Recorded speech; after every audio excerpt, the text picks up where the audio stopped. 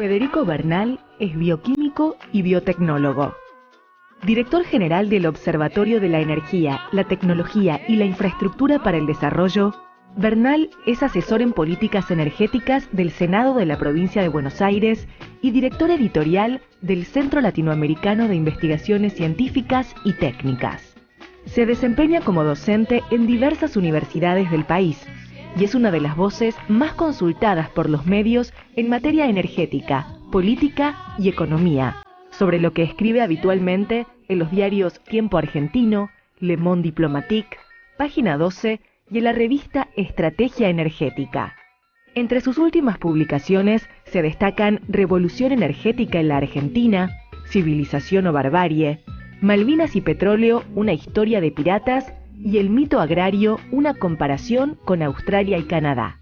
Señoras y señores, con nosotros, Federico Bernal.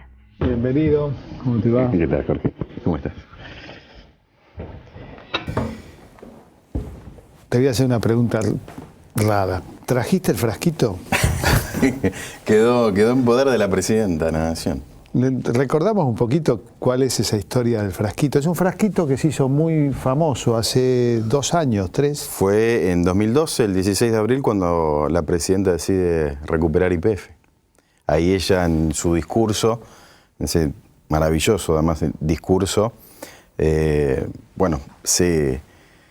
toma la probeta de petróleo con petróleo cristalizado heredado por mi bisabuelo, por Enrique Hermite, una reliquia familiar, y que le entregamos la familia Bernal Hermite en noviembre de 2011. Y bueno, ella lo tomó y lo usó para acompañar la gesta renacionalizadora de nuestro petróleo y de nuestra empresa estatal. Se puede decir de vos que llevás el petróleo en la sangre. El petróleo en la sangre, sí, así es. Contame un poco la historia del bisabuelo Hermite, que tiene que ver con la historia del descubrimiento del petróleo en la Argentina. Así es. Bueno, en 1902, durante el segundo gobierno de Roca, se crea la Comisión de Estudio de Napas de Agua, Yacimientos Carboníferos y Estudios e Investigaciones Geológicas. Y dentro de esa comisión se crea la División de Minas, Geología e Hidrología, que es presidida por mi bisabuelo, un ingeniero geólogo, en realidad geólogo en minas, en hidrocarburos, especializado en minas. Y bueno, la división presidida por él, dirigida por él, y además inspirada la comisión, la creación de la comisión, inspirada por sus estudios, por sus propuestas, en cuanto a la necesidad de realizar rápidamente un relevamiento geológico del subsuelo de la Argentina, es la que comienza los estudios, a partir sobre todo de 1904, estudios de prospección que desembocan en el hallazgo en Comodoro Rivadavia el 13 de diciembre de 1907, bajo la dirección suya, al frente de esta división, y después en 1918 en Plaza Winkle, en Neuquén. Siempre se contó una leyenda que vos llamás la soncera del agua, que en realidad lo que estaban buscando es agua y que de casualidad encontraron petróleo. Sí, esa es una de las grandes sonceras del libro que tenemos pendiente, que me propusiste escribir. Bueno, ya lo hizo Aníbal Fernández. Lo hizo Aníbal Fernández, sí. Sí, pero hay muchas, permanentemente. Jauretche escribió 44. Yo creo que hoy podemos escribir 44 por semana. 44 por semana, sí. Bueno, sin ir más lejos, por ejemplo, y tiene que ver con la soncera del agua también. Igual me parece que en los tiempos actuales uno podría hablar del manual de calumnias argentinas, sí, por ejemplo, sí, ¿no? Porque la estrategia del poder es, digamos, en la década del 70 nos mataban, y en la actualidad se arman formidables cortinas de humo y difamaciones con la finalidad de esconder los grandes negociados, los grandes elementos de corrupción del poder que se resiste a perder el dominio de la Argentina, sí, ¿no? Sí. Que ese poder que cuestionó el kirchnerismo en los últimos 10 años. Es así, bueno, civilización y barbarie, ¿no? Las grandes matanzas y los genocidios de nuestras guerras civiles, entre comillas guerras civiles, porque participaba Gran Bretaña, y ahí no sé si vale tanto la apreciación o el calificativo de guerra civil, ¿no? Cuando hay una potencia extranjera metida en el medio y decisiva para que el mitrismo y bueno, los vencedores de Pavón terminen imponiéndose. Pero como vos decís, son calumnias más que sonceras ya, porque ni siquiera se toman el trabajo de leer sus grandes referentes, ¿no? Las tesis o los argumentos, en todo caso, del conservadurismo planetario o doméstico. Son calumnias, acompañadas por supuesto, de sonceras, porque realmente el nivel de ignorancia que hoy por hoy tiene el conservadurismo argentino, que se refleja, se mira al espejo de Tecnópolis y se ve absolutamente avejentado, anacrónico, por el avance arrollador de esta Argentina moderna, industrializada, o en camino a un proceso de diversificación y modernización económica científico y tecnológico muy, muy fuerte. Entonces quedan totalmente desorbitados, llevando el plano, por ejemplo, del ARSAT, ¿no? Y esto tiene que ver con la soncera del agua, porque vos fíjate cuál fue la respuesta de Clarín y La Nación, para citarte los dos grandes exponentes de la Argentina semicolonial, House Organ de la Argentina semicolonial, en relación al ARSAT. Primero, que no fue el primer satélite argentino. Entonces enumeran los 8 satélites que precedieron. Claro, ahí está, por ejemplo, uno que se llama el LUSAT, que es una caja así, construido íntegro en Estados Unidos, esponsoreado por IBM y Aluar, que puso el aluminio. El resto es todo componentes espaciales especiales de Estados Unidos. Y fue ni siquiera un satélite, pesaba 10 kilos, a 800 kilómetros de distancia. El ARSAT está a 36.000, para radioaficionados, para ese hobby que es muy agradable para muchos, interesante también. O sea, lo comparan con eso. Y claro, la soncera apunta a ¿qué? A desprestigiar una vez más a la ciencia y la tecnología argentina, produciendo en acción y produciendo excelentes resultados. Lo mismo con el petróleo. Al día siguiente del descubrimiento, es decir, el 14 de diciembre de 1907, La Nación saca un recuadrito mínimo, como ahora con el lanzamiento del ARSAT. También ahí arriba, en la tapa de La Nación, el 17 de octubre, una breve mención al lanzamiento. Al día siguiente del descubrimiento, La Nación saca un recuadrito mínimo donde dice, buscaban agua y, oh casualidad, apareció petróleo. Con lo cual, borran de un plumazo por lo menos 5 o 6 años de planificación por parte del Estado Nacional, de estas dependencias que conversábamos antes, que dependían del Ministerio de Agricultura entonces, y un conjunto de argentinos y argentinas que se proponían, además de buscar y encontrar agua, que era un recurso estratégico, sobre todo para el desarrollo de la postergada Patagonia, encontrar carbón mineral para poder reemplazar el carbón, sustituir el carbón que importábamos de Gales, de Gran Bretaña, en esa ecuación comercial que beneficiaba nada más que a la oligarquía argentina y postraba a las clases populares. Encontrar carbón mineral, hulla y petróleo. Entonces, la soncera del agua lo que hace es, borra de un plumazo el éxito y el logro de los argentinos y nuestras capacidades cuando nos proponemos hasta las más ambiciosas de las metas y de las obras. Un leitmotiv de los medios hegemónicos y de los comunicadores tránfugas que trabajan con esos medios es hablar del relato, y dicen que hay un relato kirchnerista, como si se hubiera construido durante décadas precisamente un relato ficcional de la historia argentina, ¿no? Que lo mismo pasa cuando critican el Instituto Nacional de Revisionismo Histórico, y hasta llegan a la falsedad de decir ubicado en Recoleta. Que yo sepa, la calle Corrientes y Rodríguez Peña no es Recoleta, no sé, me parece. Sí. Pero hasta ese nivel, digamos, ¿cómo un instituto revisionista va a estar en Recoleta? No está en Recoleta, o sea, hasta esa historia hay que revisar, que es la historia de la calumnia, de la difamación, todo el tiempo. En realidad, el relato ha sido de ellos, ¿no? Y tuvieron libros y tuvieron diarios, el mitrismo fue fundacional en eso. Sí, la historia escrita por los vencedores de Pavón. Estamos pagando las consecuencias de de la derrota todavía del plan de operaciones de Moreno y Belgrano en 1810.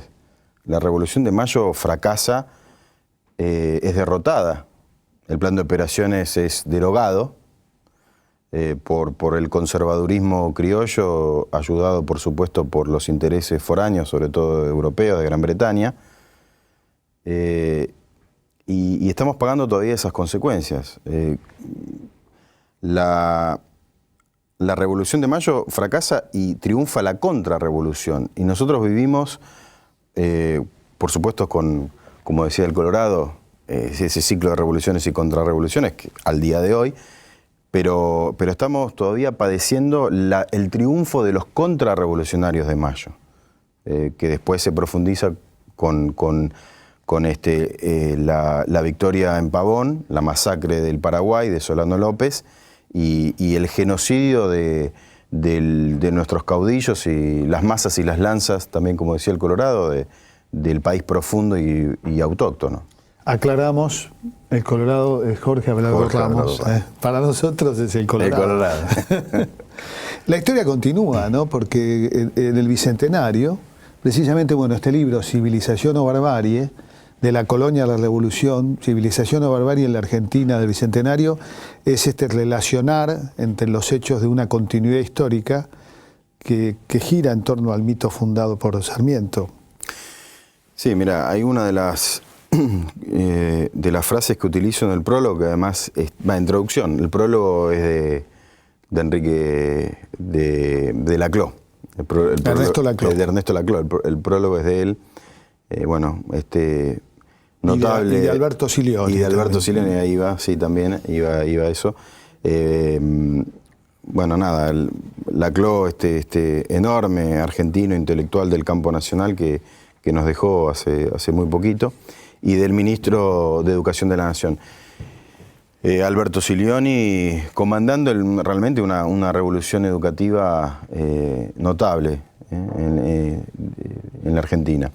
En la introducción del libro yo justamente cito una frase de Violcati, el expresidente de la Sociedad Rural, cuando en su discurso del 2010, con motivo del Bicentenario, en el predio de la Rural, dijo, palabras más, palabras menos, más o menos esto.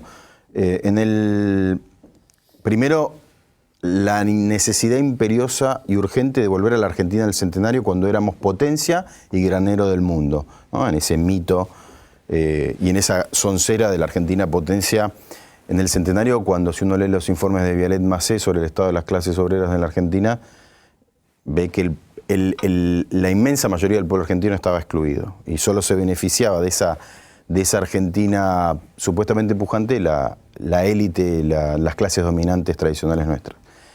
Pero Violcati, ¿qué dijo en ese discurso? Refiriéndose a 1810.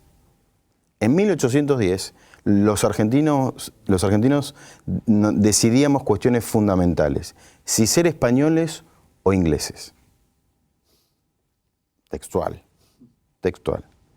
Yo creo que esa frase extraordinaria, solo superada por la pluma de Mariano Grondona, no la de ahora, sino la de unos cuantos años atrás, donde hablaba de la Argentina del milagro de entre 1880 y 1930 y describía todas las bondades de aquella Argentina, que en realidad Argentina no tenía nada.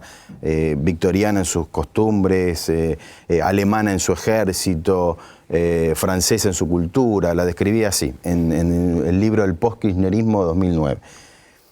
Pero esa frase de Violcati yo creo que es una síntesis perfecta del pensamiento arcaico, retrógrado y reaccionario de la oligarquía que sigue vigente, que sigue vivita y coleando al día de hoy. Y acá no es que se propone, cuando digo vivita y coleando, exterminarla. No, lo que hay que hacer es profundizar y avanzar en aquellas medidas políticas, económicas, para terminar de una buena vez y para siempre de quitarles el poder político y económico que tienen, que ostentan y que les permite sobrevivir y perpetuarse en el tiempo. Una soncera en boga en estos días habla de que quienes defienden el actual proyecto tratan de meter miedo si este proyecto es reemplazado por quienes expresan hoy a la oposición. En realidad Yo pienso que el miedo no es sonso, ¿no? Y que habría que imaginar ese escenario. Exactamente, sí. Que habría que imaginar un escenario de aquellos que reivindican, incluso sin avergonzarse, las políticas del neoliberalismo.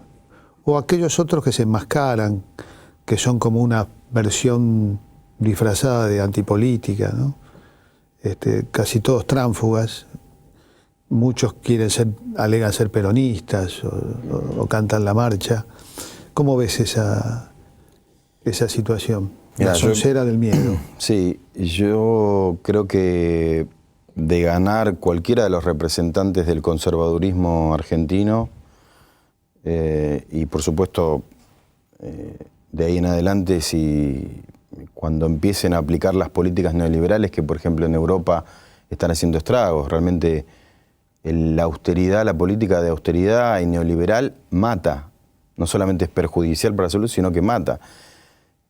Todavía creo que los investigadores científicos argentinos deben a la sociedad un análisis de el aumento exponencial de los índices de mortalidad a todo nivel, de las muertes que provocó por pobreza, por marginación, por achicamiento del sistema de salud en la década del 90, o si se quiere el 76 en adelante, hasta el 2003, le deben al pueblo argentino esas investigaciones, los resultados de esas investigaciones.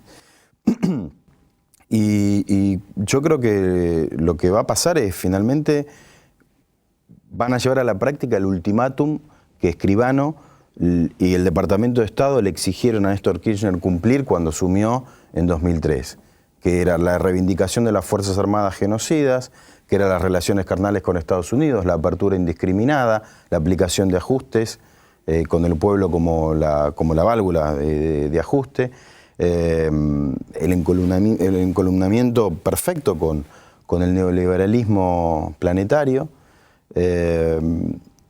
y además sacar a las Fuerzas Armadas a la calle para restaurar el orden y la seguridad, que era lo que le exigían a Néstor Kirchner. Entonces, uno puede decir, mira, ahora quizá no tengan esa posibilidad de volver a los cuarteles a golpear y a recurrir a esos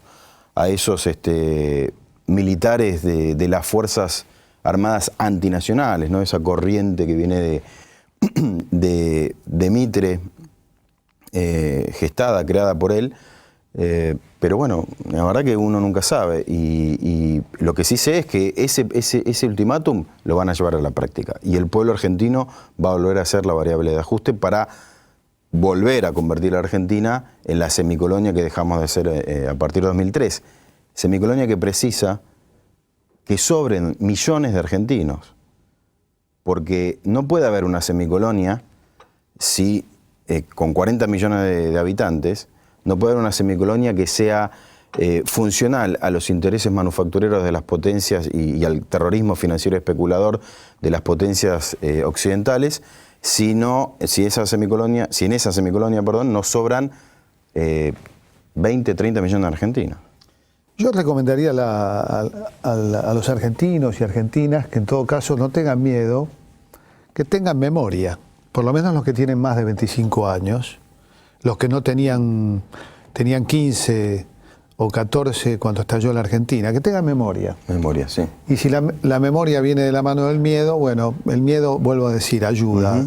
Sin miedo, casi diría se es un psicópata. Que no tengamos un pueblo irresponsable, psicotizado por los constructores de desmemoria. Vamos a un corte y seguimos hablando de sonceras y otras cuestiones.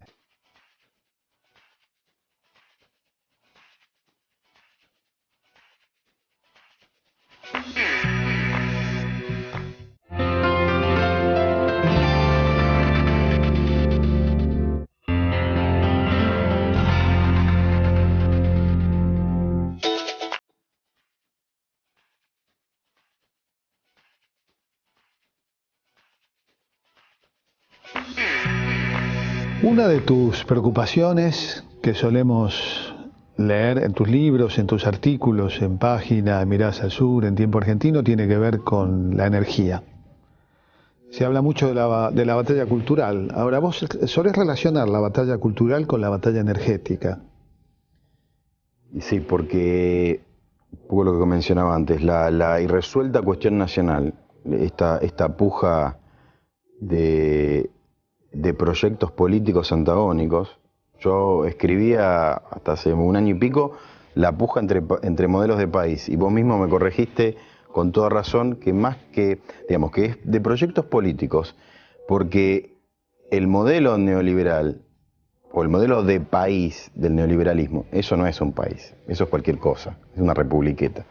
Entonces, bueno, a partir de ese... Es un antiproyecto. Claro, de ese acertado, es un proyecto semicolonial. Entonces, a partir de ese acertado comentario que me hiciste, yo ahí cambié un poquito, y entonces comencé a plantear la cuestión nacional, bueno, efectivamente como puja entre proyectos políticos, uno de país, otro de semicolonia, que en definitiva es la cuestión nacional irresuelta, porque ninguno de los proyectos logró imponerse definitivamente al otro.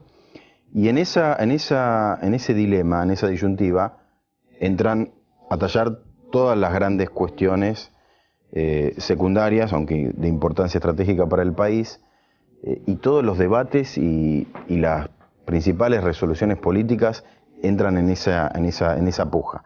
La energía es una de ellas. Entonces nosotros, en función del proyecto político que esté en el gobierno, tenemos un modelo energético reaccionario, neoliberal, para la semicolonia, o tenemos un modelo energético como el vigente del 2013 esta parte, donde la energía deja de ser un commodity, donde la energía deja de ser una plataforma generadora de divisas para pagar los servicios de deuda, como ocurría en los 90, que exportábamos masivamente, y los miles de millones de dólares que obteníamos de la exportación de gas y petróleo iban a pagar la deuda externa. Bueno, ahora no exportamos petróleo, no exportamos gas natural, somos importadores, por ejemplo, de gas natural, en algo que después, si querés, podemos conversar de la importancia que tiene importar además gas de Bolivia, en el contexto de la integración regional. Pero no exportamos petróleo y gas natural, sin embargo la energía le llega a cada vez más argentinos. 6 millones de hogares se incorporaron en los últimos 11 años, se construyeron más de 3.000 kilómetros de gasoductos para el mercado interno, cuando en la década del 90 esos gasoductos se construían para exportar el gas fundamentalmente a Chile, que además iba una empresa que procesaba el gas y lo exportaba. Y es muy interesante ver en un mapa el tendido tradicional ferrocarrilero que criticaba Scalabrini Ortiz, ¿no?, en función del interés británico y de esa Argentina semicolonial. Y si uno coloca ese tendido ferroviario, le coloca encima el tendido de gasoductos y el tendido eléctrico que heredamos de los 90, es prácticamente similar. Prácticamente similar. ¿Qué está pasando del 2013 a esta parte? Un caos en las obras de infraestructura que rompe ese esquema en abanico que tiene a la provincia de Buenos Aires y a la Pampa Húmeda como la republiqueta, como el Estado de Buenos Aires, que siempre quiso la oligarquía y nunca pudo lograr, por suerte. Entonces, el petróleo y la energía oscila entre esos dos proyectos políticos. Y yo me fasciné con el estudio de todas estas cuestiones porque están muy vinculadas a la comprensión de la cuestión nacional en la Argentina. La Argentina creció, su Producto Bruto creció enormemente y ha sido una verdadera carrera, ¿no?, que el desarrollo energético acompañe el crecimiento. Perón se encuentra en 1954, también con una Argentina que creció muchísimo, y en el año 55-56 Prebisch, en su informe, en su plan, hace una crítica a Perón porque dice que hay déficit energético. Lo mismo le pasó al kirchnerismo, lo acusaban de déficit energético, cuando en realidad es una de las consecuencias, no el déficit, sino el problema energético, la cuestión energética para un país que crece. En los 90 la Argentina no crecía, no consumía, había un 25% de desocupados, el gran consumidor de la energía, sin embargo, es sin duda aquel que cocina, que prende la luz, que se compra un aire acondicionado, pero también las plantas industriales, las fábricas, esas fábricas que se abrieron en los últimos años, ¿no? Hay como una reiteración en la historia, ¿no?, por supuesto, tanto del modelo nacional y popular como del contramodelo. Sí, mira, son exactamente los mismos argumentos de fondo, las mismas onceras que hay que rebatir, con por ahí un par de palabritas y cambiadas. Acá, este libro que traje, que no es mío. Este es el Boletín de Informaciones Petrolíferas de 1927. Este libro cuando filmamos, cuando grabamos el documental sobre la historia del petróleo en la Argentina, visitamos la Universidad de Jaureche y fuimos invitados por el rector, Ernesto Villanueva. En Florencio Varela. En Florencio Varela. En Florencio Varela, en el predio de la universidad, están alojados los laboratorios históricos de YPF, donde se investigaba y se desarrollaban los principales productos elaborados de alto valor agregado de nuestra querida YPF. Cuando la presidenta entrega el predio en un acto, creo que fue en fines de 2010, a la universidad, a los pocos meses comienza a funcionar y abren la biblioteca de los laboratorios. La biblioteca de los laboratorios que había sido cerrado por Repsol en 1994. Desde 1994 que la biblioteca había estado cerrada. Me contaba el director de infraestructura de la universidad que cuando abrieron la biblioteca estaban todas estas obras maravillosas, lleno de libros de YPF, todas las revistas en todos los idiomas habidos y por haber, de las cuales se nutrían nuestros investigadores, ingenieros de YPF, y que estaban todavía el café con las borras, los ceniceros con las colillas. Fue abandonado, claro, como Pompeya. Claro, y detenido en el tiempo. Bueno, ahí estaban estos libros. Y fíjate un poco lo que conversamos antes de la vigencia y los mismos argumentos. Fíjate, esto es de 1927, de YPF, el Boletín de Informaciones Petrolíferas de YPF, el discurso que da Baldrich en 1927, que acá está transcripto. Baldrich fue con Mosconi e Irigoyen los principales impulsores de la ley de nacionalización del petróleo en la década del 20 del siglo pasado. Ante el avance de los trusts, como decía Mosconi, y las alianzas con sobre todo las provincias del noroeste argentino. Y fíjate, en el discurso que da Baldrich en defensa de la ley nacional de nacionalización del petróleo, que se elevó y presentó el irigoyenismo en el Congreso, va Baldrich y da este discurso. Y fíjate lo que dice en relación a la defensa del Estado, criticando a los conservadores. Dice Baldrich: se ha dicho que el Estado es mal administrador. Esa es la voz de los fracasados que niegan a los demás las condiciones de que ellos carecen. Esa es la voz de los opositores del surgimiento de esta ley sabia y previsora. Esa es la voz de los interesados en un provecho que no es el del país. Eso es argumentar con el defecto y no con el principio. Llévense hombres capaces, los idóneos, que la Constitución preceptúa, activos, enérgicos y honrados, y si los gobernantes, considerando el desempeño de sus cargos no como una industria política, sino como una función nacional, apoyan una gestión inteligente y activa, como ha sucedido, se verá que los resultados desmienten aquella información. Esto es la defensa, la crítica del Estado bobo, ineficiente, incapaz de ponerse al frente, por ejemplo, en este caso, de nuestro petróleo. 1927.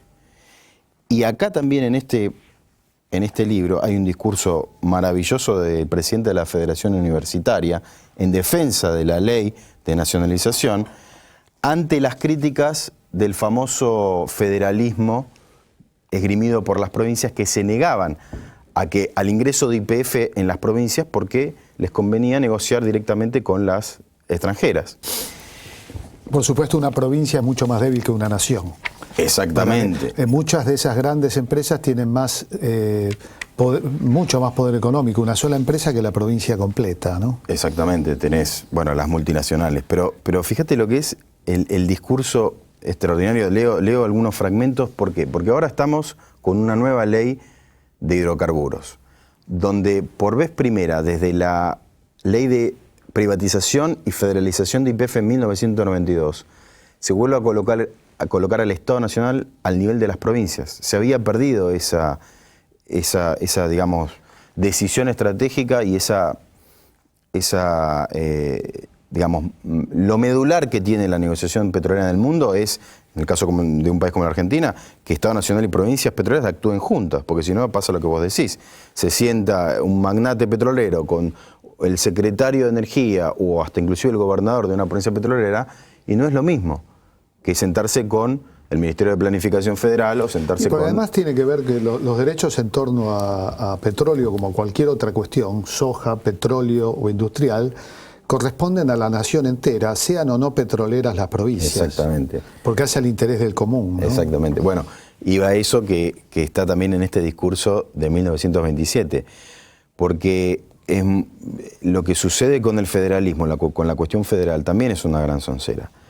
Porque las provincias, inclusive en el debate de esta ley, vos tenés al senador Romero, de Salta, que dice lo mismo. El Estado centralista porteño que nos avasalla el interés de las provincias que estuvieron antes que la nación, y otra vez los mismos argumentos por los cuales la ley de nacionalización de la década del 20 del siglo pasado se cajoneó en el Senado.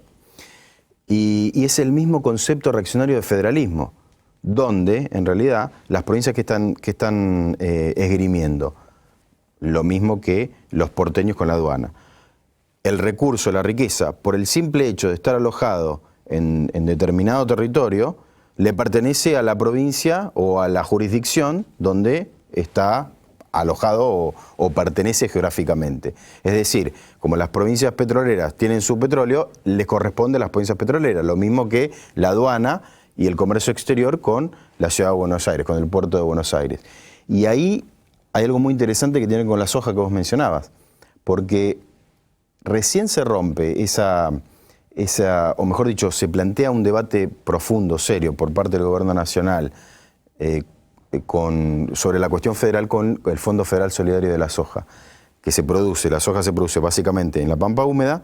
Sin embargo, a través de este Fondo Federal Solidario se redistribuye equitativamente a todas las provincias, a las 23 provincias, independientemente de que tengan soja o no. Con lo cual se está ejecutando, se está aplicando un federalismo de masas, un federalismo verdaderamente artiguista de redistribución de la riqueza y la renta, más allá de la provincia que lo tiene alojado. Y fíjate el discurso del presidente de la Federación Universitaria, criticando a los conservadores que esgrimen ese falso federalismo. Dice, en una conferencia pronunciada en 1923, el doctor Matías Sánchez Orondo, profesor de la materia de nuestra facultad, decía, refiriéndose al régimen preconizado de la propiedad de la nación sobre las minas del territorio argentino, en realidad crea un nuevo sistema de gobierno, esta ley de nacionalización, decía Matías Sánchez Orondo, el representativo republicano de suelo federal y subsuelo unitario. En cuanto se rascara la tierra para catear, se rascaría la autonomía local. Siempre los conservadores defendiendo la provincialización del recurso. Que uno eso después lo tiene que analizar al contexto histórico de lo que sucedió en la década del 90 para ver por qué Néstor Kirchner en la década del 90, comienzo de la década del 90, apoya la ley de privatización de YPF.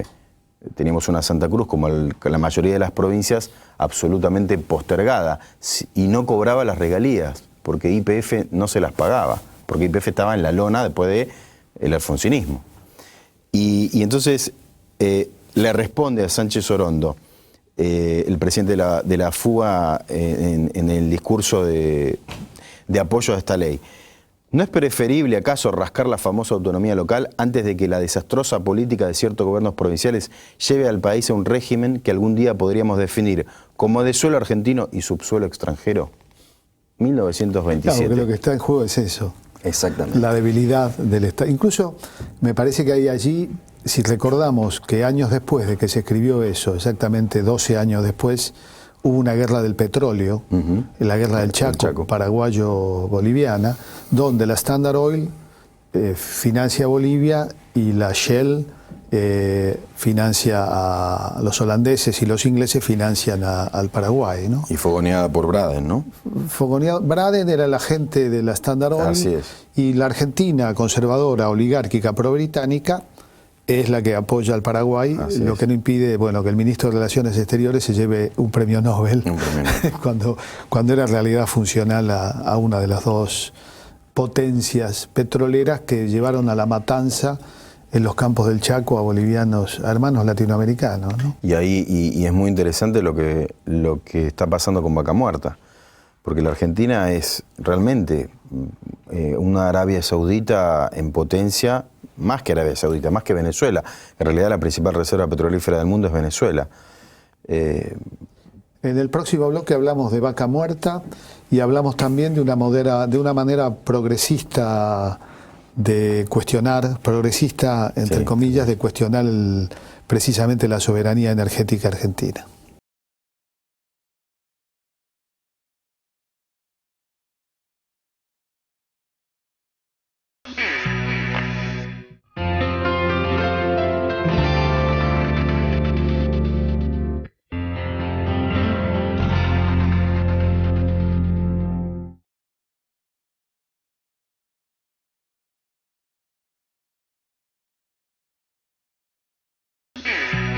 Bueno, estamos conversando con Federico Bernal, especialista en todo lo que tenga que ver con cuestiones de energía y demostrando también en este reportaje la profunda relación que existe entre cultura y petróleo, energía. Y hablábamos de Vaca Muerta. ¿Qué es lo que ocurre que determinadas políticas energéticas sean cuestionadas no solo por el pensamiento conservador y dependiente, sino también como una variante ecologista, progresista? ¿Qué pasaría? Es decir, ¿por qué Vaca Muerta suele ser cuestionada desde esa perspectiva? ¿Por qué es cuestionada la energía nuclear también desde esa perspectiva? Mira, quienes comenzaron, reactivaron, mejor dicho, la crítica de la exploración-explotación del petróleo y el gas no convencional en Vaca Muerta, desde un enfoque medioambiental, ecologista, fue Mañeto en su diario Clarín y La Nata en su programa. ¿Eso cuándo sucedió específicamente? No se equivocan nunca, ¿no? No se equivocan. Yo recomiendo que uno vea yo lo llamo hombres brújula, porque te dicen dónde está el norte y dónde está el sur. Si ellos dicen para allá, hay que agarrar para el otro lado. Exactamente. Salvo que la cortina de humo te impida, porque ellos también son especialistas en cortinas de humo. Sí. ¿Cuándo comenzó ese ataque contra Vaca Muerta desde un enfoque ecologista? Cuando se recupera YPF. Porque Repsol había comenzado a perforar la zona con lo que se llama fractura hidráulica, que es la que suena, la técnica de extracción que suena en todos estos movimientos ecologistas. Porque no es un petróleo convencional, ¿no? Claro, digamos, el petróleo y el gas es el mismo. Pasa que está alojado, está entrampado en formaciones geológicas no convencionales. Las formaciones geológicas que lo contienen son las no comunes, no habituales. Entonces, digamos que las convencionales son como grandes lagunas subterráneas. Exacto. Mientras que estas son intersticiales. Están entre la piedra. Exacto. Las convencionales es como decir, es una laguna, imaginemos ahí entrampada, entonces se perfora verticalmente y por presión ese petróleo y ese gas emerge. Las formaciones, el petróleo y el gas en formaciones geológicas no convencionales están entrampados en formaciones arcillosas, metidos en ranuras. Entonces hay una perforación vertical y luego se debe aplicar una perforación horizontal y ahí aplicar la técnica de fracturación hidráulica, que es inyectar arena, agua y químicos a una presión enorme para romper esas formaciones y poder extraer el petróleo y el gas. Bueno. Mañeto y La Nata se acordaron yo diría Mañeto, porque La Nata es un empleado. Es el jefe de prensa de... Es un empleado. Sí, tenés razón. Bueno, Mañeto... Era el crítico de Mañeto hasta que lo contrató Mañeto. Hasta que lo contrató Mañeto, exactamente, sí. Bueno, Mañeto, y a través de su jefe de prensa, entonces, su vocero, periodista estrella, como querramos llamarle, se comienzan a tratar el tema medioambiental en Vaca Muerta con la recuperación de YPF.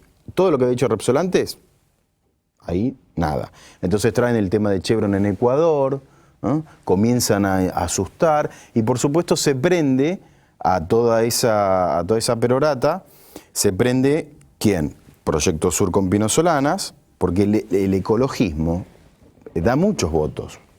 Cuando Greenpeace dice en la Argentina va a haber otro Chernóbil refiriéndose a la reactivación del plan nuclear, se suma un montón de gente de un saque. Y muchos famosos también caen ahí en la volteada, porque como asusta, como inyecta, mete mucho miedo, como es algo que por lo general se desconoce, no sé, el medio ambiente, nuestro futuro, nuestros hijos, bueno, entonces, boom. Proyecto Sur se monta esa operación y la ultraizquierda, por supuesto, también. Porque la mayoría de los, bueno, como ha sucedido históricamente, la ultraizquierda, el puño izquierdo del neoliberalismo, ¿no? Los operadores de izquierda del conservadurismo argentino. Siempre en contra del pueblo en todos los momentos históricos estratégicos como ahora en la Argentina en el Bicentenario. Si uno analiza los argumentos ecologistas contra Vaca Muerta como contra el plan nuclear, la reactivación del plan nuclear en 2006 y sobre todo estos últimos años, ahora la terminación de Atucha 2, etc., encontramos a estos argumentos pobres, sin ningún sustento técnico ni científico. No hay un solo lugar en el mundo, Estados Unidos está a la vanguardia de la exploración y explotación de no convencionales. En Estados Unidos no hay ningún informe que pruebe la contaminación de napas, que aumente la liberación de gases de efecto invernadero, o sea, ningún estudio científico que hasta ahora, que ya llevan como 30 años perforando, demuestre la contaminación de napas de agua, que es lo que más preocupa aquí en la Argentina. O sea, que tiene una finalidad política, y esa finalidad política, bueno, justamente es la agenda de Greenpeace, es la agenda de las ONG, que en Brasil, por ejemplo, dicen se oponen a la deforestación, se oponen en Ecuador a que los gasoductos y los oleoductos transiten por la Amazonía. En la Argentina se rechazan la exploración y explotación en Vaca Muerta y rechazan el plan nuclear y el plan de grandes represas hidroeléctricas desde una visión medioambiental, que no es ni más ni menos que la cara ecologista del neoliberalismo. Es la cara ecologista del neoliberalismo, que nos dice, convertamos a la Argentina energéticamente hablando, en una potencia eólica y solar, como en Alemania, por ejemplo, que además está fracasando totalmente su programa energético, renovables. Convertamos a la Argentina en una potencia eólica y solar, que eso automáticamente nos convierte en dependientes de la tecnología foránea. Dejemos de explorar y explotar hidrocarburos porque contamina, abandonemos el plan nuclear, cerremos todas las centrales nucleares, lo mismo con el plan de grandes represas hidroeléctricas. Entonces la energía en la Argentina, ¿cómo se va a generar y para cuántos? Es el proyecto que condenaría de los 40 millones a 15, 20 a quedar fuera. Exacto, es el modelo energético del proyecto político de Semicolor. Ponen como ejemplo España, que ha desarrollado intensamente la política eólica. Uno desde el avión ve esos bosques de molinos, que versión quijotesca y moderna, y válida también, como energía alternativa.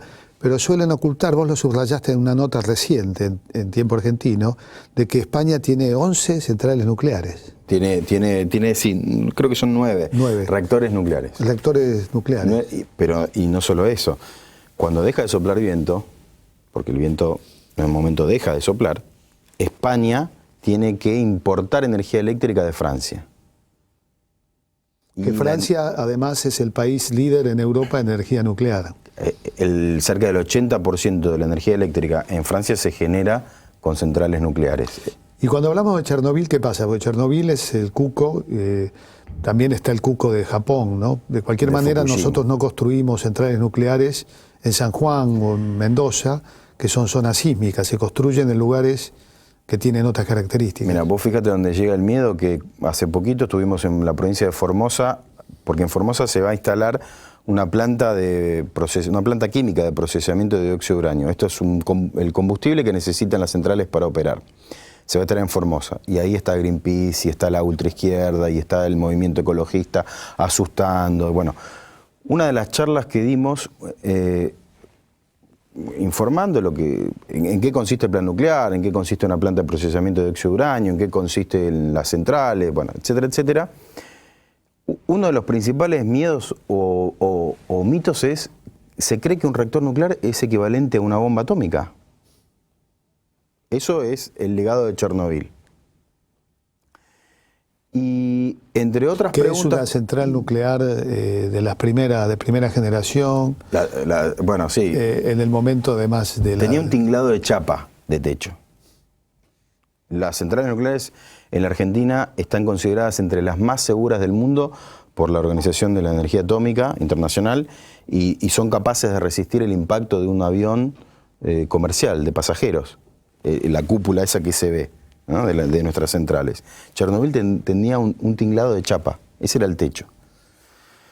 Además de todas las cuestiones de seguridad que no existían, eran nulas. Pero, ¿qué pasaba en Formosa? Y esto sintetiza por ahí el miedo inoculado a la población por todo, yo lo llamo el círculo, está el círculo rojo y este es el círculo verde del círculo rojo. La versión cromática verdolaga del neoliberalismo en materia medioambiental. En una de las preguntas que nos hacen, un formoseño que estaba asustado, como se va a instalar también el reactor CAREM, que es el proyecto de reactores de última generación que está desarrollando la Argentina, es un prototipo, pero en Formosa se estaría instalando el primer reactor modular pequeño de este tipo. Bueno, un participante ahí de la charla nos dice, ¿puede haber otro Fukushima? Entonces, nosotros decimos, mire, a ver, Fukushima fue la ola del tsunami que vino por el océano. Entonces, realmente le explicamos con ironía, pero también hay que, a veces, explicarlo de esa manera. La única forma de que haya un tsunami en Formosa es que caiga un objeto volador no identificado en algún río, en alguno de los ríos, el Pilcomayo o el Bermejo. Sí, un asteroide. Claro, un asteroide. Pero eso es un problema ya mayor. Claro, ahí ya, digamos, estamos en otro nivel. Pero que caiga una cosa así inmensa, que genere una ola tal que esa ola impacte sobre el reactor. Pero entonces tenemos que lidiar con eso, con ese miedo inoculado, con las onceras inoculadas que están muy arraigadas, ¿no? Muy arraigadas, porque lo que vos decías, la cuestión cultural, la batalla cultural que menciona permanentemente la presidenta de la Nación, esa es la madre de todas las batallas. Y ahora, también se da que la Argentina ha aumentado y aumenta permanentemente su capacidad productiva y se habla, no obstante, por los cortes de luz de crisis energética. ¿Es una crisis energética o es una crisis del sistema de privatizaciones de los años 90 en la distribución de energía? Exactamente, es la crisis energética del modelo energético neoliberal. Eso es lo que está en crisis y es lo que denuncian, exigen revertir fundamentalmente los exsecretarios de Energía liderados por Daniel Montamat. Los exsecretarios de Energía, que se hacen llamar secretario de Energía de la Democracia, ahí está Alito Guadagni, que fue secretario de Energía de Viñones, y se hacen llamar igual de la Democracia. Entonces yo en un programa a Guadagni le pregunté... Bueno, en la época de Viñones se votaban 3. Votaban 3. No, es que en un programa de TN, cuando fue la recuperación de YPF me invitaron y lo tenía a Montamat y a Guadagni. Y le dije, Guadagni, usted fue funcionario de Viñones, ¿cómo puede ser que se sigan presentando como exsecretario de la Democracia? Cuando no me contestó. Cuando terminó el programa, se apagan las luces, viene y me increpa, se me pone así y me dice, yo fui funcionario del señor Viñones, vivíamos en democracia. Bueno, esos son los exsecretarios de Energía liderados por Daniel Montamat, que fue secretario de Energía de Fernando de la Rúa, que fue testigo para una empresa que nos demandó a todos los argentinos ante el CIADI, Montamat. Vos sos Montamat, yo soy el Paso Energy, esta empresa estadounidense, 2005-2006, que quiere demandar al Estado argentino. Entonces te contrato a vos, como fuiste funcionario de la Secretaría de Energía y tenés una consultora privada como tiene Montamat, te contrato, te pongo unos cuantos palos verdes encima de la mesa y te digo, necesito que me prestes tus servicios para demandar al Estado argentino y al pueblo argentino ante el CIADI. Montamat, ¿qué dijo? Acepto. Ese personaje es el que lidera este grupo de exsecretarios que se la pasan hablando de crisis energética. Y es lógico que hablen de crisis energética, porque fueron los máximos representantes del modelo energético de una semicolonia, que cuando ven el avance del Estado, la construcción de gasoductos de tendido eléctrico, más de 5.000 kilómetros de línea de alta tensión y extra alta tensión se construyeron, entre otras cosas llevando, por ejemplo, energía eléctrica a Formosa, que dependía de Paraguay. En Paraguay dejaba de llover y la represa hidroeléctrica más importante que tiene Paraguay no le mandaba electricidad a Formosa. En Formosa se cortaba la luz. Ni siquiera en toda la provincia porque no tenía tendido, en la ciudad capital. Todo eso se revirtió desde el 2013 a esta parte de manera exponencial. Entonces, estos personajes que dicen tenemos un déficit de 5.000, 6.000 millones de dólares en la balanza energética comercial, que es cierto, claro, se basa en un análisis mercadista de la energía. Podemos tener déficit comercial energético, porque el fin del sector energético no es generar superávit, es que la energía le llegue a todos los argentinos, a cada vez más argentinos, que se gaste. Claro, que se consuma y que además sea accesible y asequible para la población y para el proceso de industrialización. Nos queda poco tiempo. ¿Qué contamina más, el petróleo, la energía nuclear o la soja? ¿Por qué digo, de la soja no dice nada? De la soja no dice nada. Y ahora hace poco se publicó un informe muy interesante sobre los efectos del glifosato en las malformaciones congénitas en niños y mujeres embarazadas. De eso no trascendió nada. Y son cultivos que están al lado de poblaciones, se las rocían. Que se rocía por aire y han usado hasta niños como señaleros. Los niños bandera. Tal cual. Sí. Y bueno, todas estas cuestiones, yo digo, esto del miedo, ¿no? Tener memoria que cuando se corta la luz, que es realmente un problema complejo, estamos hablando de un problema complejísimo, que por otra parte ocurre, esto no se informa, pero ocurre en China, ocurrió en los Estados Unidos. Recordar que es resultado de errores cometidos hace 20 años y que tal vez hoy, con las decisiones que tomemos, evitemos los cortes de luz de dentro de 10 o 20 años más. Crecimiento energético y alternativas lúcidas. Y para aquellos que, bueno, con honestidad son ecologistas, que lo recuerden también cuando usan un celular, cuando cortan con cubiertos, cuando prenden la luz o cuando se quejan porque no la tienen. Es que si me permitís, Jorge, el debate sobre el medio ambiente no puede abstraerse del desarrollo económico y del consumo exponencial que un país como la Argentina aún necesita. Acá tenemos que hacer un uso eficiente y ahorro de la energía, eso desde ya, y lo estamos haciendo. Pero hay que consumir cada vez más energía.